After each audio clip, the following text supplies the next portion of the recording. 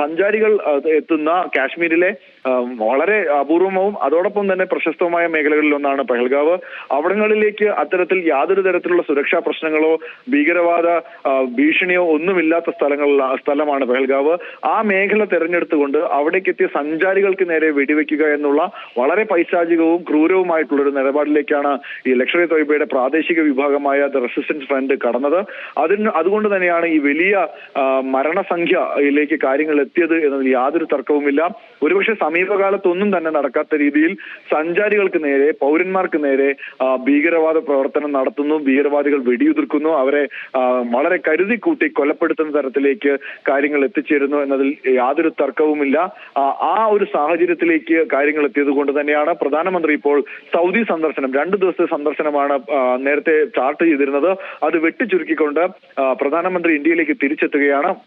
നേരത്തെ സൂചിപ്പിച്ച പോലെ തന്നെ ഒരുപക്ഷെ പ്രധാനമന്ത്രി നേരിട്ട് ഇടപെട്ടുകൊണ്ട് ആഭ്യന്തരമന്ത്രിയോട് അടുത്ത നിമിഷം തന്നെ ഈ കൊലപാതകത്തിന്റെ ഭീകരാക്രമണത്തിന്റെ വാർത്ത പുറത്തു വന്ന് മണിക്കൂറുകൾ പിന്നിടും മുൻപ് തന്നെ കേന്ദ്ര ആഭ്യന്തരമന്ത്രിയോട് ശ്രീനഗറിലേക്ക് എത്തണം എന്ന് പ്രധാനമന്ത്രി നിർദ്ദേശിച്ചു. തുടർന്ന് അമിത്ഷാ ശ്രീനഗറിൽ എത്തുകയും അവിടെ ഉന്നതതല യോഗം ചേരുകയും ചെയ്തു. അതിന് പിന്നാലെ ഉത്തരേന്ത്യൻ കരസേനാ കമാൻഡർ കൂടിയായിട്ടുള്ള കമാൻഡർ ശ്രീനഗറിലേക്ക് എത്തുന്നു. ആ കമാൻഡറുടെ നേതൃത്വത്തിലുള്ള ചർച്ചകൾ ഒരു വശത്ത് നടക്കുന്നു.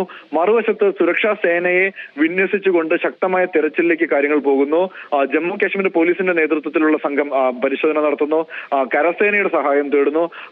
അതോടൊപ്പം തന്നെ വായുസേനയുടെ നേതൃത്വത്തിലുള്ള പരിശോധന മറുവശത്ത് നടക്കുന്നു. അങ്ങനെ സേനകളുടെ സംയുക്തമായ തെരച്ചിൽ, ശക്തമായ തെരച്ചിൽ മറുവശത്ത് നടക്കുന്നു. പ്രത്യേക പാരാ കമാൻഡോകൾ ശ്രീനഗറിലേക്ക് എത്തുന്നു.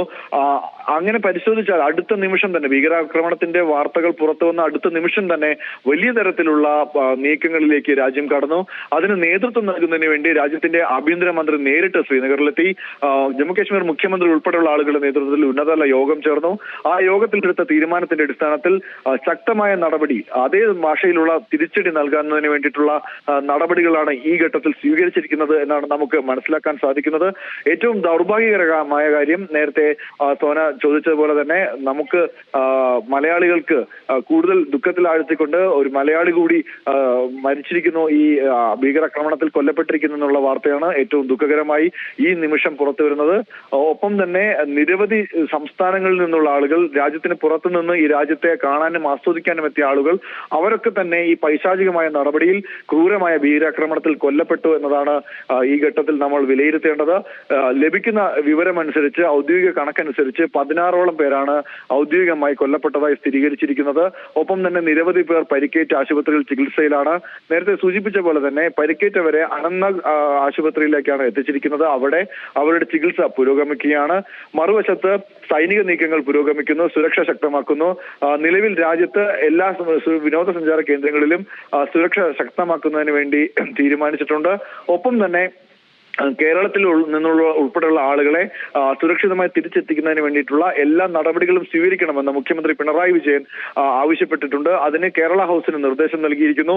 കേരള ഹൗസ് അതുമായി ബന്ധപ്പെട്ടുള്ള നടപടികൾ സ്വീകരിച്ചു വരികയാണ്. ഒപ്പം തന്നെ ശ്രീനഗറിലെ MLA ഹോസ്റ്റലിലാണ് നിലവിൽ കേരളത്തിൽ നിന്നും കാശ്മീരിലേക്ക് ശ്രീനഗറിലേക്ക് പോയ MLA-മാരുടെയും നിയമസഭാ ഉദ്യോഗസ്ഥരുടെയും സംഘമുള്ളത്. അവർ കൂടി കേരളത്തിൽ നിന്നുള്ളവരെ തിരിച്ചെത്തിക്കുന്നതിനും സുരക്ഷിതമായ കേന്ദ്രങ്ങളിലേക്ക് മാറ്റുന്നതിനും വേണ്ടിയിട്ടുള്ള നടപടികളിൽ ഇടപെടുമെന്നാണ് നമുക്ക് ഇപ്പോൾ ലഭിക്കുന്ന വിവരം. എന്തായാലും സുരക്ഷാ സേനയുടെ നേതൃത്വത്തിൽ ശക്തമായ ഇടപെടലാണ് നടന്നുകൊണ്ടിരിക്കുന്നത്. ഒപ്പം രക്ഷാപ്രവർത്തനവും ഇവരെ സുരക്ഷിത കേന്ദ്രങ്ങളിലേക്ക് എത്തിക്കുകയും മടക്കിക്കൊണ്ടുവരികയും ചെയ്യുന്നതിന് ഉള്ള നടപടികളും നടക്കുകയാണ്. ഇതിൽ ഏറ്റവും പ്രധാനപ്പെട്ട കാര്യം, മലയാളിയായ രാമചന്ദ്രൻ നാരായണൻ എന്നയാൾ കൊല്ലപ്പെട്ടിരിക്കുന്നു. എറണാകുളം പാലാരിവട്ടം സ്വദേശിയാണ്. അദ്ദേഹം കഴിഞ്ഞ ദിവസം കുടുംബത്തോടൊപ്പം ശ്രീനഗറിലെത്തിയതാണ്. വിനോദസഞ്ചാരത്തിന് വേണ്ടി, വെക്കേഷൻ ചെലവഴിക്കുന്നതിന് വേണ്ടി. ഭാര്യയുടെയും മക്കളുടെയും മുന്നിൽ വെച്ചാണ്, ചെറുമക്കളുടെയും മുന്നിൽ വെച്ചാണ് അദ്ദേഹം കൊല്ലപ്പെടുന്നത്. നമുക്ക് ലഭിക്കുന്ന വിവരം അനുസരിച്ച്, സൈനിക വൃത്തങ്ങൾ നൽകുന്ന വിശദാംശങ്ങൾ അനുസരിച്ച് ഇന്ന് ഉച്ചയ്ക്ക് 2:30യോടുകൂടിയാണ് ഈ ആക്രമണം ഉണ്ടാകുന്നത്. പെഹൽഗാവിലെ മലനിരകൾ ഇറങ്ങി വന്ന ഭീകരരുടെ സംഘം, അവർ 7 പേരുണ്ടായിരുന്നു. അവർ ഈ പെഹൽഗാവിൽ ട്രക്കിങ്ങിന് വേണ്ടി എത്തിയിട്ടുള്ള വിനോദസഞ്ചാരികളുടെ അടുത്തേക്ക് എത്തുന്നു. ഇവർ സൈനിക വേഷത്തിലാണ് എത്തിയിരുന്നത് എന്ന ഒരു ഔദ്യോഗികമായി സ്ഥിരീകരിക്കാത്ത റിപ്പോർട്ടുണ്ട്. ശേഷം ഇവർ കുട്ടികളെയും സ്ത്രീകളെയും ഒരു വശത്തേക്ക് മാറ്റി നിർത്തുകയും പുരുഷന്മാരെ മറുവശത്തേക്ക് മാറ്റി നിർത്തുകയും ചെയ്തു. തുടർന്ന് ഇവരുടെ ഐഡന്റിറ്റി പരിശോധിച്ചു. അതിനുശേഷം വെടിയുതിർത്തു എന്നാണ് ഇപ്പോൾ ദേശീയ വാർത്താ ഏജൻസികൾ ഉൾപ്പെടെ നൽകുന്ന വിശദീകരണവും റിപ്പോർട്ടുകളും ഉള്ളത്. അതിനുശേഷം ഈ വെടിയുതിർത്തുന്ന സമയത്ത് പലരും ചിതറിയോടുകയും പേടിച്ച് രക്ഷപ്പെടാൻ ശ്രമിക്കുകയും ചെയ്തു. ഇതിനിടയിൽ വീണ് പലർക്കും പരിക്കേറ്റിട്ടുണ്ട്. അങ്ങനെയും ചിലർക്ക് ഗുരുതരമായ പരിക്കേൽക്കുന്ന സാഹചര്യമുണ്ടായി. അതിനുശേഷം ഈ രക്ഷപ്പെട്ട അതിജീവിച്ചവരോട് നിങ്ങൾ മോദിയോട് പോയി പറയണം, ഞങ്ങൾ നിങ്ങളെ കൊല്ലാതെ വിട്ടത് ഇക്കാര്യങ്ങൾ മോദിയോട് പറയാനാണ് എന്ന തരത്തിൽ ഭീഷണിപ്പെടുത്തിയതായും ഈ അക്രമത്തെ അതിജീവിച്ച ആളുകൾ വാർത്താ മാധ്യമങ്ങളോട് നടത്തിയ പ്രതികരണത്തിൽ വ്യക്തമാക്കുന്നുണ്ട്. എന്തായാലും നാട്ടുകാരുടെ നേതൃത്വത്തിലാണ് ആദ്യഘട്ട രക്ഷാപ്രവർത്തനം ഉണ്ടായിരുന്നത്. അതിനുശേഷം പിന്നീട് കൂടുതൽ സംഘങ്ങൾ അങ്ങോട്ടെത്തുകയും സൈന്യത്തിന്റെയും സേനയുടെയും നേതൃത്വത്തിലുള്ള സംഘം രക്ഷാപ്രവർത്തനം നടത്തുകയും ചെയ്തിട്ടുണ്ട്. നിലവിൽ പുറത്തുവരുന്ന വിവരമനുസരിച്ച് 26 പേരാണ് കൊല്ലപ്പെട്ടതെന്നാണ് അനൌദ്യോഗികമായ കണക്ക്. ഒരുപക്ഷെ സമീപകാലത്ത് രാജ്യത്ത് നടന്നിട്ടുള്ള ഭീകരാക്രമണത്തിൽ ഏറ്റവും പ്രധാനപ്പെട്ട അല്ലെങ്കിൽ ഏറ്റവും നടുക്കുന്ന, രാജ്യത്തെ ഒന്നടങ്കം വിറകൊള്ളിക്കുന്ന തരത്തിലുള്ള ഒരു ഭീകരാക്രമണമാണ് നടന്നിരിക്കുന്നത്. നിലവിൽ ലഭിക്കുന്ന വിവരമനുസരിച്ച് പ്രധാനമന്ത്രി നാളെ ഇന്ത്യയിൽ തിരിച്ചെത്തും.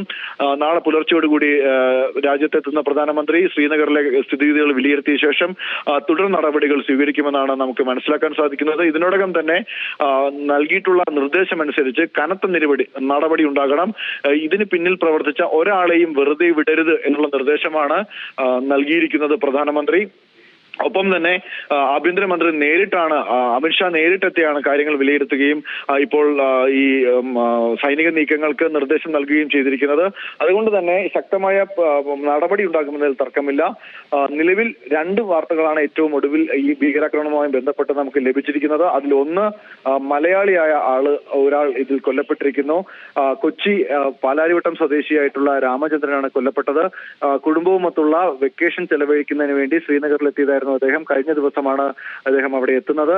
അതിനുശേഷം ഇന്ന് പെഹൽഗാവിൽ എത്തുകയും ട്രക്കിങ്ങിന് ഉൾപ്പെടെ ശ്രമിക്കുകയും ചെയ്തു. ആ വേളയിലാണ് ഭീകരാക്രമണത്തിന് ഇരയാകുന്നത്. അദ്ദേഹത്തിന്റെ മരണവാർത്ത ഔദ്യോഗികമായി സ്ഥിരീകരിക്കപ്പെട്ടിട്ടുണ്ട്. അതോടൊപ്പം തന്നെ പ്രധാനമന്ത്രി നാളെ ഇന്ത്യയിലേക്ക് തിരിച്ചെത്തുകയാണ്. സൗദി സന്ദർശനം അവസാനിപ്പിച്ചുകൊണ്ടാണ് അദ്ദേഹം തിരിച്ചെത്തുന്നത്. രാജ്യത്തെ അസാധാരണമായ സാഹചര്യം പരിഗണിച്ചുകൊണ്ടാണ് തിരിച്ചെത്തുന്നതെന്നും നാട്ടിലെത്തേണ്ട സാഹചര്യമാണ് ഉണ്ടായിരിക്കുന്നതെന്നും പ്രധാനമന്ത്രിയുടെ ഓഫീസ് വ്യക്തമാക്കുന്നുണ്ട്. ഏതായാലും ഈ ഭീകരാക്രമണത്തിൽ രാജ്യം ഒന്നടങ്കം തന്നെ ശക്തമായ മറുപടി നൽകണമെന്നുള്ള ആവശ്യം ഉന്നയിച്ചിരിക്കുകയാണ്. ഒപ്പം തന്നെ ജമ്മു കാശ്മീരിലെ സമാധാന അന്തരീക്ഷം പുനഃസ്ഥാപിച്ചുകൊണ്ട് ടൂറിസം ഉൾപ്പെടെയുള്ള മേഖലയ്ക്ക് കരുത്ത് നൽകുന്ന തരത്തിലേക്ക് രാജ്യത്തെ സർക്കാർ ഇടപെടണമെന്നാണ് ജമ്മു കാശ്മീർ മുഖ്യമന്ത്രി ഉൾപ്പെടെ ആവശ്യപ്പെട്ടിരിക്കുന്നത്. അതിനുള്ള ആവശ്യമായ നടപടികളായിരിക്കും കൈക്കൊള്ളുക. സോന. ശരി, ഗൗതമാണ് നാഷണൽ ഡെസ്കിൽ നിന്നും വിവരങ്ങൾ പങ്കുവച്ചത്.